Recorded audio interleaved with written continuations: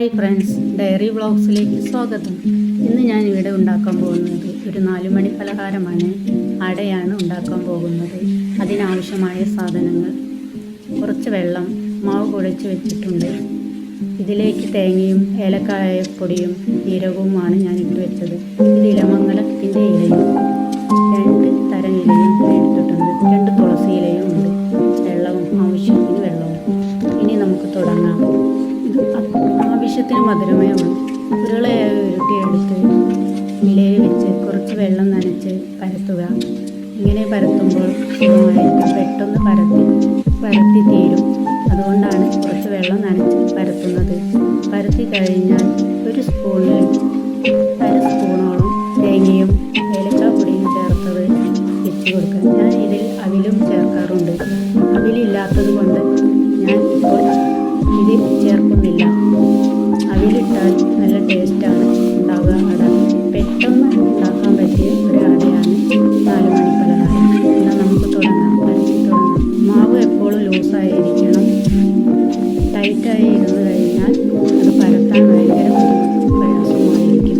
നമുക്ക് കൂടി വരുമ്പോഴൊക്കെ നമ്മൾ അടയൊക്കെ ഉണ്ടാക്കാറ്. ഏറെ കുട്ടികൾക്കും വലിയവർക്കും ഒക്കെ ഇഷ്ടപ്പെടുന്ന പലഹാരമാണ് അട, അല്ലേ? എല്ലാവർക്കും ഇഷ്ടമാണ്. ചെറിയ കുട്ടികൾക്ക് പോലും അട എന്ന് പറഞ്ഞാൽ വലിയ ഇഷ്ടമാണ്. ആവിയിൽ വേവിച്ചെടുത്താൽ, ചുട്ടെടുത്താലും ഇത് നല്ല രുചി ഉണ്ടാവും. ആവിയിൽ വേവിച്ചാലും നല്ല രുചി ഉണ്ടാവും. ഇങ്ങനെ ഓരോന്നോരോന്ന് പരത്തി തുടങ്ങാം. ഇത് പൊടിയണ്ണി ഇലയാണ്. ഇതിലാണ് പണ്ടൊക്കെ കട്ടിപ്പത്തിരിയായി ചുട്ടിരുന്നത്. നല്ല ടേസ്റ്റ് ഉണ്ടായിരുന്നു. ചെറുപ്പകാലത്തൊക്കെ നമ്മുടെ അമ്മമാർ അങ്ങനെയല്ലേ ഉണ്ടാക്കി തന്നിരുന്നത് നമുക്കൊക്കെ. ഇപ്പോൾ കുട്ടികൾക്കൊക്കെ അത് ഉണ്ടാക്കി കൊടുക്കാറുണ്ട്. കുട്ടികൾക്കും വളരെ ഇഷ്ടമാണ്. തേങ്ങ ചിരകി നാളികേരം ചിരകിയിട്ട പത്തിരി ഉണ്ടാക്കുന്നത്. ചെറുതായിട്ടും മടക്കി വയ്ക്കുക. ഉള്ളതുകൊണ്ട് ഓണം പോലെ എന്നല്ലേ പറയാറ്. കൂടുതലൊന്നും ഉണ്ടാക്കുന്നില്ലെങ്കിൽ ആവശ്യത്തിന് മാത്രം ഉണ്ടാക്കി. 4 മണി പലഹാരം എന്ന് പറഞ്ഞാൽ അങ്ങനെ. ഞാൻ തുളസി ഇല ഇടാൻ മറന്നുപോയി.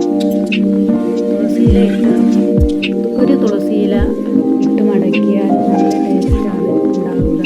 ഞാൻ പത്തിരി പലകയിൽ ആണ് ഞാൻ പരത്താറ്. ഞാൻ ഇവിടെ ടേബിളിൽ വെച്ചാണ് ഞാൻ പരത്തുന്നത്. അതിനാൽ അതിൻ്റേതായ ബുദ്ധിമുട്ടുകളും ഒക്കെ ഉണ്ട് കേട്ടോ. ഒരു തുളസിയില, ഒരൊറ്റ തുളസിയില മതി. ഇത് കഴുകി വൃത്തിയാക്കി വെച്ചതാണ് കേട്ടോ. ഞാൻ വെക്കാൻ മറന്നു പോയതാണ്. ഒന്ന് നനച്ച് ഒരൊറ്റ ഇല മതി. തോന വേണ്ട, ഒരൊറ്റ ഇല മതി. അതിൻ്റെ ഒരു ടേസ്റ്റ് ഉണ്ടാവും. തുളസി എന്ന് പറയുന്ന എല്ലാ ഔഷധത്തിലും എല്ലാ രോഗത്തിനും പറ്റിയൊരു മരുന്നല്ല തുളസി. നമുക്ക് ജലദോഷത്തിനും പനിക്കും ഒക്കെ നമ്മൾ തുളസി ഇലയല്ലേ എടുക്കാറ്. വിഷാംശങ്ങളൊന്നും ഇല്ലാതിരിക്കാനും കൂടെയാണ് ഞാൻ ഈ തുളസിയില ഇട്ട് വയ്ക്കുന്നത്. ഇനി നമുക്ക് തുടങ്ങാം. ഇഡ്ഡലിത്തട്ടിൽ ഞാൻ ഇലമംഗലത്തിൻ്റെ ഇല ഇട്ട് വെച്ചാണ് ഞാൻ ആവിയിൽ വേവിച്ചെടുക്കുന്നത് ഈ അട.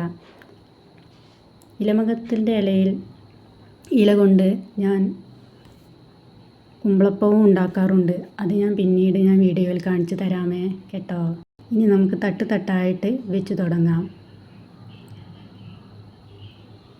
ഇങ്ങനെ വെച്ചാൽ മാത്രമേ ആവിയിൽ എല്ലാം നല്ലോണം വെന്ത് കിട്ടുകയുള്ളൂ. ഇനി അടച്ചു വെച്ച് നമുക്ക് ആവിയിൽ വേവിച്ചിട്ട് വരാം. അപ്പോൾ നമ്മുടെ അട വെന്തു കേട്ടോ. അട വെന്തു, ആവി പറക്കുന്നു. എന്താ സ്മെല്ല്! ഇലമംഗലത്തിൻ്റെ ഇലയും പൊടിയണ്ണീൻ്റെ ഇലയുടെയും വാഴയുടെയും എല്ലാം സ്മെല്ല് നല്ല സ്മെല്ലായിരുന്നു. നല്ല സുഗന്ധമുള്ള സ്മെല്ല്. ഇനി നമുക്കിതൊന്ന് പൊളിച്ചു നോക്കാം. എങ്ങനെയുണ്ട്? അടിപൊളിയായിട്ടുണ്ട് കേട്ടോ. നല്ല വെന്ത് നല്ല പാകമായിട്ടുണ്ട്. നല്ല മണവും തുളസിയുടെയും ഏലക്കാപ്പൊടിയുടെയും ജീരകത്തിൻ്റെയും ഒക്കെ നല്ല സ്മെല്ല്. കണ്ടാൽ ആരും കഴിച്ചു പോകും. അത്രയ്ക്ക് ടേസ്റ്റാണ് ഇതിന്. സിമ്പിളായിട്ടുള്ളൊരു അടയാണ് ഞാൻ ഉണ്ടാക്കിയിരിക്കുന്നത്. ബുദ്ധിമുട്ടുകളൊന്നുമില്ല ഇതിന്. ഇതിലേക്ക് അവിൽ കൂടിയും അത്രയും ടേസ്റ്റായിരിക്കും. വീഡിയോ ഇഷ്ടമായാൽ ലൈക്ക് ചെയ്യുക, സബ്സ്ക്രൈബ് ചെയ്യുക. വീഡിയോസിനായി ബെൽ ബട്ടൺ ക്ലിക്ക് ചെയ്യുക. അപ്പോൾ അടുത്തൊരു വീഡിയോസിനായി വീണ്ടും വരാം.